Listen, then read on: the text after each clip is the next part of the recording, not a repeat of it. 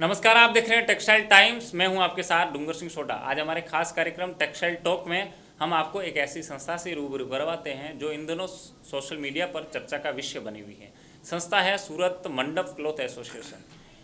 इन्होंने पिछले दिनों एक नियम बाहर निकाला है। नियम यह है कि सूरत से जितने भी पार्सल अब बाहर जाएंगे उस पर ये पैकिंग चार्ज अलग से वसूल करेंगे। आज हमारे साथ में इस संस्था के पदाधिकारी हैं, हम आपको इनसे रूबरू करवाते हैं। हमारे साथ में अरविंद भाई गाड़िया है, पुनीत भाई खेमका है। आप सभी का स्वागत है हमारे खास कार्यक्रम में। क्या कहोगे अरविंद भाई, कोरोना के बाद में मंडप जो उद्योग है इसका इनका हालात किस प्रकार के हैं? जी, सूरत में कोरोना के बाद ऐसे देखा जाए तो पूरे टेक्सटाइल की स्थिति एक बार बहुत ज़्यादा बिगड़ी थी। हमारे मंडप क्लॉथ की बात करें तो अप्रैल मई महीना जो रहता है पूरे लगन का महीना रहता है, इसके लिए इसकी डिमांड खूब रहती है। किंतु इसी बीच मार्च महीने में लॉकडाउन आ जाने से जो भी हमारे पास ऑर्डर आए हुए थे सब ऑर्डर का माल डिस्पैचिंग से रह गया, सभी ऑर्डर का माल कैंसिल हो गया। व्यापारियों के पास बहुत ज़्यादा स्टॉक इकट्ठा हो गया और पेमेंट की स्थिति भी बहुत ज़्यादा खराब हो गई, क्योंकि बाहर के मंडियों की मंडप व्यवसाय में लगन या कोई भी आयोजन टोटल बंद हो जाने से पूरे भारतवर्ष में पूरा कार्यक्रम बंद हो जाने से इस व्यवसाय से जो भी जुड़े हैं सब आर्थिक संकट और बेरोजगारी की समस्या उत्पन्न हो गई, जिससे सूरत के व्यापारियों को बहुत गहरा आघात लगा। उनका ऑर्डर का माल रह गया, उनके घर पे रह गया और भुगतान की समस्या बहुत ज़्यादा आ गई। अतः उसको लेकर के अभी हम लोगों ने पेमेंट संबंधित क्या क्या कहोगे? जैसे इतने काफ़ी दिनों से लॉकडाउन के बाद में फिर से मार्केट चालू हुआ है और उसके बीच में मंडप का भी अब कार्य जो है वो चलना चालू हुआ है। जैसे पहले सरकार ने गाइडलाइंस बाहर निकाली थी कि 100 आदमी की परमिशन हो, उसके बाद में 200 आदमी की परमिशन अब मिली है। तो क्या वापिस से मंडप का जो कारोबार है वो फिर से चलने लगेगा? हाँ जरूर, जैसे जैसे आयोजन बढ़ते जा रहे हैं, जैसे जैसे आयोजनों में संख्या की बढ़ोतरी की जा रही है, वैसे वैसे ये व्यापार थोड़ा थोड़ा पटरी पे आना शुरू हो गया है। पिछले 1-1.5 महीने से देखा जाए तो व्यापार थोड़ा सा स्मूथली चालू हुआ, किंतु पेमेंट की समस्या बहुत अधिक आज भी बरकरार रहे और आने वाले दिनों पे हो सकता है ये समस्या धीरे धीरे खत्म हो जाएगी। जी, पुनीत भाई क्या कहोगे धारा द्रोण का, जिस प्रकार आपका नियम एक बार निकला, क्या कहोगे धारा द्रोण को लेकर?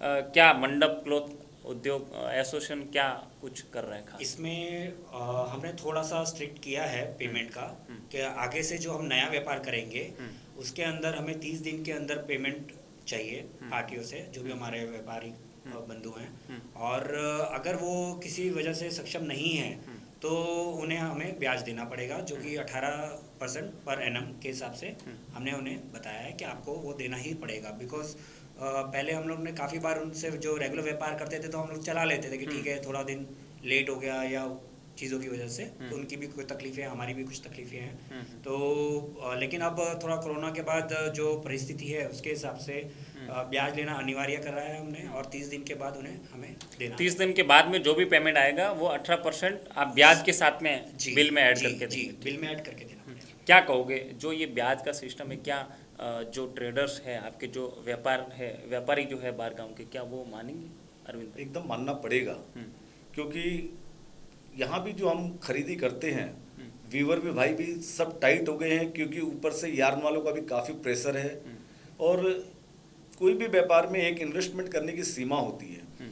आज हम अपनी कॉस्टिंग 30 दिन को लगा के करते हैं, किंतु हमारे पास 90 दिन 120 दिन में भी भुगतान नहीं आता है, तो यहाँ भी हमारे को शीशी का ब्याज लगता है, एक एक दिन का ब्याज। आज ग्रे के ऊपर अगर हमारा पेमेंट 7 दिन भी लेट होता है तो उसका ब्याज जोड़ के देना पड़ता है और धीरे धीरे ये समस्या से हमें को फेस इसी हिसाब से करना पड़ेगा। ये ब्याज के सिस्टम आज से नहीं, पिछले 5 साल के पहले का व्यापार देखा जाए तो ब्याज प्रथा थी, तो ही यहाँ के व्यापारी टिकते थे और धीरे धीरे ये प्रथा फिर से लागू होगी और हमारे व्यापारी बहुत मजबूती से इसका पालन पुनीत भाई क्या कहोगे, ये जैसे पेमेंट बिल टीओ बिल ही स्वीकार करे, ये क्या है? टीओ क्या होता है? Bill to bill bill to bill है, ये टीओ नहीं है, थोड़ा लिखने में शायद मिस्टेक हुई होगी। बिल टू बिल का मतलब ये है कि काफ़ी बार व्यापार में या कंटिन्यूस व्यापार में जो हमारे क्लाइंट हैं, व्यापारी हैं, वो हमें पार्ट पेमेंट भेज देते हैं, लाख रुपए का चेक, 2 लाख रुपए का, 20,000 का, ऐसे।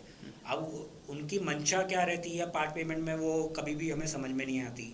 कभी कभी वो पार्ट पेमेंट करके फिर बहुत पुराने बिलों के अंदर क्लेम मांगते हैं, या और भी इश्यूज, डिस्प्यूट्स वगैरह। अब जो भी आगे ये कहा जा सकता है कि आगे जो भी पेमेंट होगा वो बिल टू बिल ही जी, bill to स्वीकार bill ही किया accept जाएगा। किया ठीक है। जाएगा।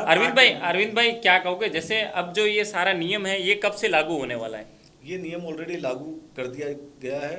अभी कोई भी माल जा रहा है तो उस पर 100 रुपया पैकिंग चार्ज भी जोड़ा जा रहा है। बाहर के व्यापारियों को बनाए गए सिस्टम से अवगत किया जा रहा है और यहाँ के व्यापारी धीरे धीरे उस सिस्टम में आ रहे हैं। क्या कहोगे साथ में पुनीत भाई, पार्सल पैकिंग के चार्ज को लेकर अभी जो चर्चाएं चल रही है, जो इन दोनों सोशल मीडिया पर भी बहुत ही वायरल हो रही है, ये तो क्या है? हमने अभी एक मुहिम शुरू की है जिससे 100 रुपये चार्ज पर पार्सल बाहर वाले व्यापारी को देना होगा, क्योंकि अभी पैकिंग का चार्ज, लेबर चार्ज और ट्रांसपोर्ट्स भी अभी थोड़ी दूर हो गई हैं, तो खर्चे इसके भी काफ़ी बढ़ गए हैं।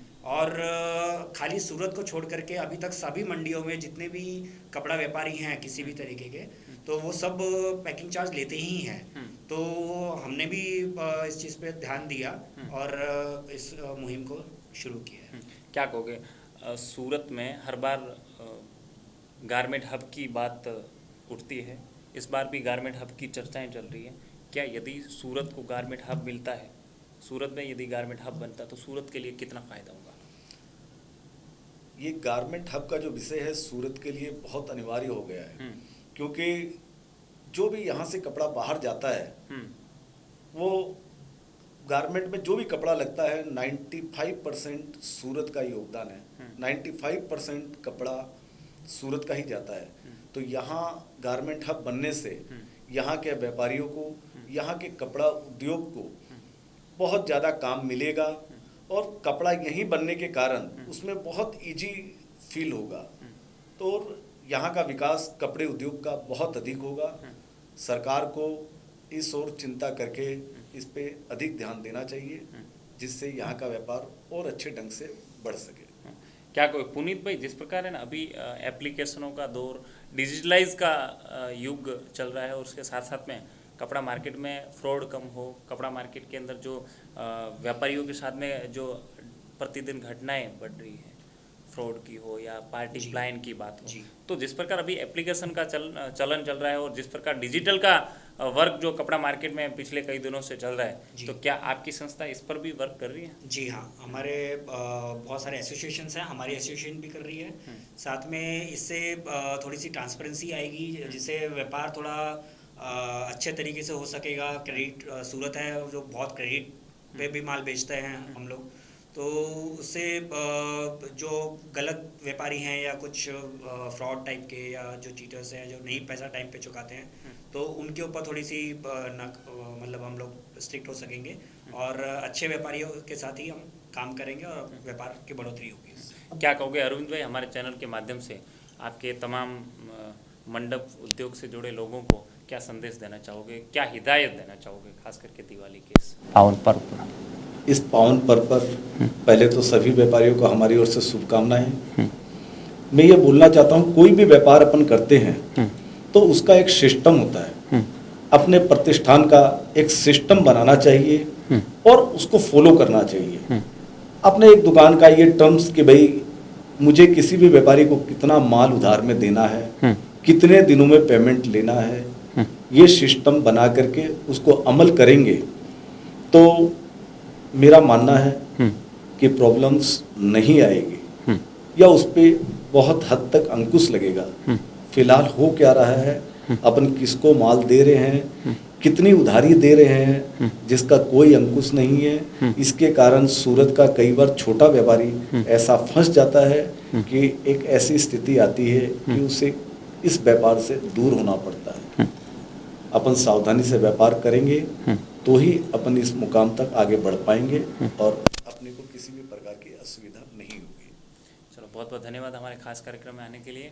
तो ये थे मंडप क्लॉथ एसोसिएशन के पदाधिकारी, जिन्होंने खास करके ये बताया कि आप अपना व्यापार जो है वो बहुत ही सोच समझ कर करें और साथ साथ में ये हिदायत भी दी कि आगे वाला समय जो है कपड़ा मार्केट के लिए बहुत अच्छा आने वाला है और आप सिस्टम से चलें अपने उद्योग को। जिस प्रकार इनके एसोसिएशन ने जो एक सिस्टम बनाया है, चाहे पार्सल का पैकिंग का चार्ज हो या पेमेंट के लेट लतीफ़ी का जो नियम हो। तो आज की इस रिपोर्ट में इतना ही। आप देखते रहिए टेक्सटाइल टाइम्स। नमस्कार।